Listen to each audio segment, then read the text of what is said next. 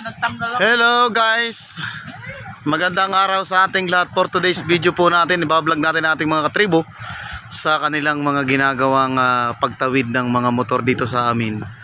Yan, ito po yung update dito sa barangay Tinukan, Tanay, Rizal.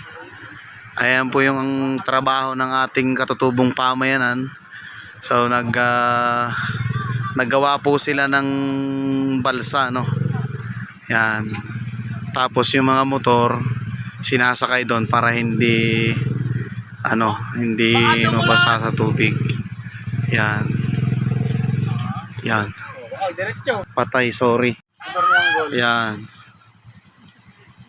Ayan na yung kanilang isang customer. Ayan, kasama natin dito si Kagawad na John Raynan Edma, Orsal pala. Ayan.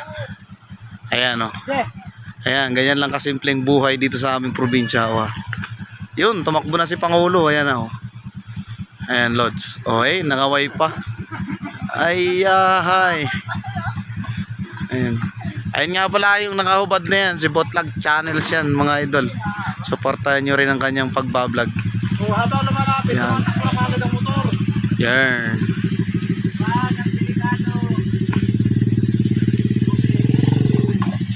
Oh, ayan, oh.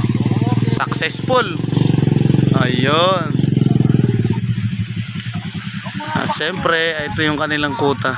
50 pesos nga po pala yung singil nila dyan. Safe naman ang iyong motor sa isang tawiran. Oh, ayan. Ayan yung kanilang kampo.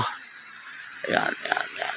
Ayan yung kanilang pandigma din na si ano yan? Si Niboy, si Papa Abdul.